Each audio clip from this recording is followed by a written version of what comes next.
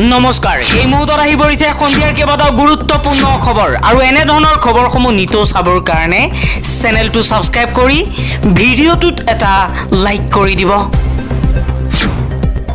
এই মুহূৰ্তত জনাই আছো এটা গুৰুত্বপূৰ্ণ খবৰ। এনআৰচিক লৈ আবুৱা ভৰা কথা কোৱাৰ অধিকাৰ নাই মুখ্যমন্ত্ৰী হিমন্ত বিশ্ব শৰ্মাৰ। এনআৰচি কেন্দ্ৰীয় চৰকাৰ আৰু উচ্চতম ন্যায়ালয়ৰ বিষয়। এনআৰচি আৰু বিদেশী বিতৰণক লৈ গৰজি উঠিল আমচুৰ সভাপতি ৰেজল কৰিম চৰকাৰে কৈছে যে আগন্তুক 2026 চনৰ বিধানসভা নিৰ্বাচনক লৈ হিমন্ত বিশ্ব শৰ্মাই ৰচনা কৰিছে হিন্দু মুছলমানৰ ৰাজনীতি। পৰৱৰ্তী খবৰ, ধুবুৰীত গো মাংস উদ্ধাৰৰ আঁৰত কোন? বিজেপিৰ এজেণ্টে ৰচনা কৰিছিল নেকি অভিসন্ধি? স্পৰ্শকাতৰ ইছ্যু সৃষ্টি কৰি আদায় কৰিব বিচাৰিছে মুনাফা। ধুবুৰীৰ অশান্ত কৰাৰ আঁৰত বিজেপিৰ এজেণ্ট বুলি মন্তব্য কৰিছে সাংসদ প্ৰদ্যুৎ বৰদলৈ। ধুবুৰীত গো মাংসক লৈ এক নতুন ৰাজনীতি ৰচনা কৰিছে হিমন্ত বিশ্ব শৰ্মা নেতৃত্বাধীন বিজেপি চৰকাৰে। ধুবুৰীত গো মাংসৰ ৰাজনীতি বিজেপিৰ এক ষড়যন্ত্ৰ। আন এটা খবৰ, কেদাৰনাথলৈ গৈ থাকোঁতে দুৰ্ঘটনাগ্ৰস্ত হৈছে হেলিকপ্টাৰ। গৌৰীকুণ্ডত হেলিকপ্টাৰখন ভূপতিত হোৱাৰ ফলত 5জনকৈ যাত্ৰীৰ মৃত্যু হৈছে। পৰৱৰ্তী খবৰ, 100% বিনামূলীয়া আঁচনিয়ে নিৰ্বাচন জিকাব পাৰে, কিন্তু এটা প্ৰজন্মক ধ্বংস কৰি দিব। যেতিয়ালৈকে আমি শ্ৰমৰ মৰ্যাদা বুজি নাপাম তেতিয়ালৈকে পৃথিৱীৰ কোনো শক্তিয়ে অসমীয়া মানুহক বচাব নোৱাৰে। বিজেপিৰ বিধায়ক মৃণাল শইকীয়াৰ এই মন্তব্য এতিয়া সামাজিক মাধ্যমত ভাইৰেল হৈ পৰিছে। আন এটা খবৰ, DNA পৰীক্ষাৰ দ্বাৰা নিশ্চিত কৰা হৈছে বিজয় ৰূপানীৰ পৰিচয়। আহমেদাবাদৰ বিমান দুৰ্ঘটনাত নিহত হৈছে গুজৰাটৰ প্ৰাক্তন মুখ্যমন্ত্ৰীগৰাকী। দেওবাৰে DNA পৰীক্ষাৰ প্ৰতিবেদন পোহৰলৈ আহিছে। পৰৱৰ্তী খবৰ, যিকোনো সময়ত গ্ৰেপ্তাৰ হ'ব পাৰে ইউটিউবাৰ ৰাব্বানী ছয়াম।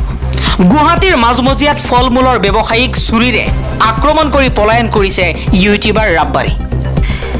এবাৰ গুৱাহাটীত ভয়ংকৰ কাণ্ড সংঘটিত কৰিছে জনপ্ৰিয় ইউটিউবাৰে। গুৱাহাটীৰ 6 মাইলত চাঞ্চল্যকৰ ঘটনা সংঘটিত কৰিছে জনপ্ৰিয় ইউটিউবাৰ ৰাব্বানী ছয়ামে। পৰৱৰ্তী খবৰ, বিপদৰ সময়ত বন্ধু বিচাৰি পালে ইৰাণে। ইজৰাইলৰ ওপৰত আক্ৰমণ চলাইছে আন এখন দেশে। ইজৰাইলৰ সৈতে সংঘাতৰ তৃতীয় দিনত ইৰাণে বন্ধুৰ সমৰ্থন লাভ কৰিছে। ইয়েমেনৰ পৰাও ইজৰাইলৰ বিৰুদ্ধে ক্ষেপণাস্ত্ৰ আৰম্ভ হৈছে। একে সময়তে তেল আবিববৰ পৰা ইয়েমেনৰ সশস্ত্ৰ বাহিনীৰ বিৰুদ্ধে প্ৰত্যাক্ৰমণ চলোৱা হৈছে। ইজৰাইলৰ সেনাবাহিনীয়ে জনোৱা মতে তেওঁলোকৰ লক্ষ্য আছিল হুতিৰ সামৰিক বাহিনীৰ চিফ অফ ষ্টাফ মোহাম্মদ আল গামাৰী। যদিও ইজৰাইলৰ ক্ষেপণাস্ত্ৰত তেওঁৰ কোনো ক্ষতি হোৱা নাই, ইজৰাইলৰ সংবাদ মাধ্যমে তাক নিশ্চিত কৰা নাই। পশ্চিম এছিয়াত ইৰাণৰ অন্যতম সমৰ্থক হৈছে ইয়েমেনৰ হুতি গোষ্ঠী। এই হুতি সদায় ইৰাণৰ সমৰ্থনত থাকে। গাজাত পেলেষ্টাইনীৰ সশস্ত্ৰ গোষ্ঠী হামাজৰ সৈতে ইজৰাইলৰ যুদ্ধতো হুতিসকলে হামাছৰ পক্ষ লৈছিল। কিন্তু বিগত শুকুৰবাৰৰ পৰা ইৰাণ আৰু ইজৰাইলৰ মাজত চলি থকা সশস্ত্ৰ সংঘাতত প্ৰথমবাৰৰ বাবে তেহেৰানে অন্য দেশৰ সমৰ্থন পাইছে। ইজৰাইলৰ সৈতে ইয়েমেনৰ ক্ষেপণাস্ত্ৰৰ সংঘাতে পশ্চিম এছিয়াৰ উত্তেজনা আৰু বৃদ্ধি কৰিলে। আজিৰ পৰা হুতিৰ তৰফৰ পৰা আনুষ্ঠানিকভাৱে শেহতীয়া সংঘাতত ইৰাণৰ প্ৰতি পূৰ্ণ সমৰ্থন ঘোষণা কৰিছে। তেওঁলোকৰ সামৰিক মুখপাত্ৰ ইয়েয়া চুৰেয়াই জনোৱা মতে বিগত 24 ঘণ্টাত মধ্য ইজৰাইলৰ জাফা নগৰৰ বিৰুদ্ধে একেৰাহে কেইবাটাও ক্ষেপণাস্ত্ৰ নিক্ষেপ কৰা হৈছে।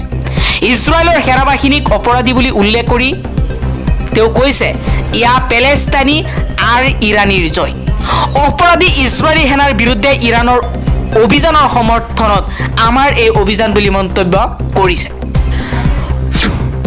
পৰৱৰ্তী খবৰ, আমাক আক্ৰমণ কৰিলে ইৰাণক ধ্বংস কৰি দিয়া হ'ব। এইবাৰ ইৰাণক ভাবুকি দিছে আমেৰিকাৰ ৰাষ্ট্ৰপতি ডোনাল্ড ট্ৰাম্পে। শুকুৰবাৰৰ পুৱাৰে পৰা ইজৰাইলে ইৰাণত আক্ৰমণ চলাইছে। এই বিষয়ে আমেৰিকাৰ ৰাষ্ট্ৰপতি ডনাল্ড ট্ৰাম্পে দাবী কৰিছে যে তেওঁৰ হাতত কৰিবলগীয়া একো নাই। তথাপিও তেওঁ ইৰাণক সতৰ্ক কৰি দিছে যে যদি ইৰাণে কোনো ধৰণে আমেৰিকাৰ ওপৰত আক্ৰমণৰ চেষ্টা কৰে তেন্তে তেওঁলোকক ধ্বংস কৰি দিয়া হ'ব। এনে প্ৰত্যাঘাত কৰা হ'ব যিটো আগতে কেতিয়াও দেখা নাই। ট্ৰাম্পে এই দেশ দুখনৰ মাজত মধ্যস্থতা কৰি শান্তি স্থাপনৰ প্ৰস্তাৱো দিছে। শুকুৰবাৰে ইজৰাইলৰ সেনাবাহিনীয়ে ইৰাণৰ ওপৰত আকাশী পথেৰে এটা ডাঙৰ আক্ৰমণ কৰিছিল। বহুতেই এই আক্ৰমণৰ আঁৰত আমেৰিকাৰ হাত আছে বুলি সন্দেহ কৰিছে।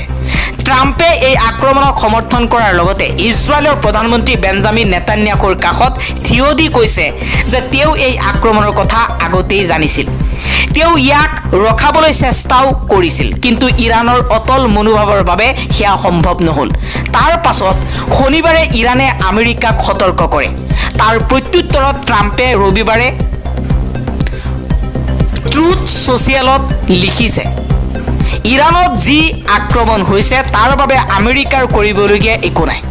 যদি ইৰাণে আমাৰ ওপৰত কোনো ধৰণে আক্ৰমণ কৰে তেন্তে আমেৰিকাৰ সেনাবাহিনী সম্পূৰ্ণ শক্তিৰে তেওঁলোকৰ ওপৰত জঁপিয়াই পৰিব। এনে আক্ৰমণ হ'ব যিটো আগতে কেতিয়াও কোনেও দেখা নাই। ট্ৰাম্পে লগতে কৈছে, ইৰাণ আৰু ইজৰাইলৰ মাজত আমি সহজেই এখন চুক্তি কৰাব পাৰোঁ, এই সংঘাতৰ অন্ত পেলাব পাৰোঁ। ইৰাণেও প্ৰত্যাক্ৰমণ কৰিছে ইজৰাইলৰ ওপৰত। শনিবাৰে তেওঁলোকে ইজৰাইলত আক্ৰমণ চলোৱাৰ লগতে আমেৰিকা, ব্ৰিটেইন আৰু ফ্ৰান্সক সতৰ্ক কৰিছে। তেওঁলোকে কৈছে ইজৰাইলক সহায় কৰিলে তেওঁলোকৰ সামৰিক ঘাটিতো আক্ৰমণ চলোৱা হ'ব। দেওবাৰে ওমানত আমেৰিকাৰ সৈতে হ'বলগীয়া বৈঠকতো ইৰাণে অংশ নলয় বুলি জনাইছে। তাৰ পাছত ট্ৰাম্পে ইৰাণক সতৰ্ক কৰি কৈছে যে ইজৰাইলৰ আক্ৰমণৰ বাবে তেওঁৰ কৰিবলগীয়া একো নাছিল, কিন্তু ইৰাণে আমেৰিকাৰ ওপৰত প্ৰত্যাঘাত কৰিলে তেওঁ চুপ হৈ নাথাকে। ইৰাণৰ বিৰুদ্ধে আন্তৰ্জাতিক নিয়ম ভংগ কৰি ইউৰেনিয়াম সমৃদ্ধকৰণ কাৰ্যসূচী চলোৱাৰ অভিযোগ উঠিছে। আমেৰিকাই নিবিচাৰে যে ইৰাণে এই কাৰ্যসূচী আগুৱাই নিয়ক, কিন্তু ইৰাণৰ সৰ্বোচ্চ নেতাগৰাকীয়ে কৈছে যে আমি আমেৰিকাক ভয় নকৰোঁ, আমি পৃথিৱীৰ কোনো ৰাষ্ট্ৰক ভয় নকৰোঁ, আমি এজনক ভয় কৰোঁ, সেইজন হৈছে আল্লাহ।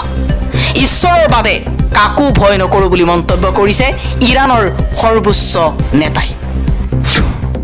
8,000 পৰিয়ালৰ বিৰুদ্ধে প্ৰশাসনৰ দয়া নাই, ক্ষমা নাই নীতি।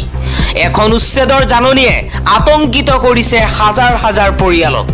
কেইটামান ঘণ্টাৰ পাছতেই 1600 বিঘা ভূমিত চলোৱা হ'ব উচ্ছেদ। গোৱালপাৰাত উচ্ছেদৰ জাননীক লৈ হাহাকাৰ পৰিস্থিতি। পৰৱৰ্তী খবৰ, সৰ্বভাৰতীয় নীটত উজলিল অসম সন্তান মোহাম্মদ মুছা কালিম। 99.79% নম্বৰেৰে অসমৰ ভিতৰত শীৰ্ষস্থান দখল কৰিছে। অসমৰ প্ৰায় 42,000 শিক্ষাৰ্থীৰ ভিতৰত মোহাম্মদ মুছা কালিমৰ শীৰ্ষস্থান দখল।